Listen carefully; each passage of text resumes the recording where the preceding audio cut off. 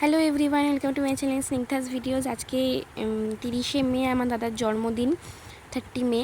তো আজকে তোমাদের সাথে আমি আমার দাদার বার্থডে ভ্লগটাই শেয়ার করব। সকালবেলা আমাকেও 6:30টার সময় ঘুম থেকে উঠে যেতে হয়েছে আজকে, কারণ আমার ঠাকুমা আজকে বাড়িতে ছিল না। আমার ঠাকুমা একটা কাজ পড়ে গেছিলো, এই জন্য বাইরে চলে গেছিলো। তো এই জন্য আমার মা আজকে অনেক খাটাখাটনি পড়েছে।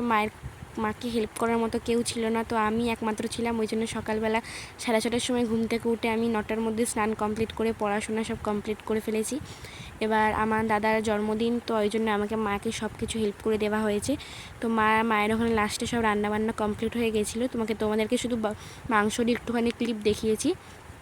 আর আজকে আমি দাদার দুপুরের টুকু আর রাতের টুকুই শেয়ার করব, আর পুরো বাকি সারাদিনের ব্লগ আজকে আমি শেয়ার করছি না। এখানে দাদা খেতে বসে গেছে। ভাত, 5 রকম ভাজা, ডাল, মাংস, পাঁপড়, চাটনি, পাঁপড়, পায়েস, 5 রকম মিষ্টি, আর ওদিকে 2টো কুরকুরে, 2টো ক্যাডবেরি দিয়ে দিয়েছে। প্রথমে বাবা বসে গেছে আশীর্বাদ করতে, তারপরে মা এখানে আশীর্বাদ করে একটু মিষ্টি খাইয়ে দিল। তো এখানে সবার আশীর্বাদ করা হয়ে গেল, এবারও খেতে বসে গেছে। তারপর বাইরে আমরা সবাই মিলে খেতে বসে গেছিলাম। সবাই মিলে আমি, মা, বাবা, ঠাকুমা তো সেদিন বাড়ি ছিল না। ঠাকুমা শুধু সন্ধ্যাবেলা কেক কাটার সময় বাড়ি ছিল, ব্যাস। নইলে আমার ঠাকুমা দুপুরবেলা খাওয়ার সময় বাড়ি ছিল না।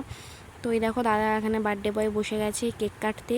কেকটা তো তোমরা দেখেই নিলে, পুরো একদম রেড ভেলভেটের মধ্যে আনার চেষ্টা করা হয়েছিল, লাভের মধ্যে এনেছিল। তো এই যে পেছনে আমার ওই যে ঠাকুমা দাঁড়িয়ে আছে, আর দাদা এখানে কেক কাটিং শুরু করে দিয়েছে।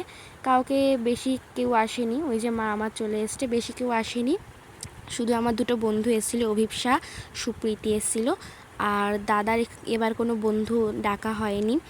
আমার 2টো বন্ধু এসেছিলো, ব্যাস। আর আমার ভাই এসেছিলো। আর এই যে আমার ভাই মাঝখানে বসে আছে, ওই যে হাই করছে, ওইটা আমার দিদি পাশে।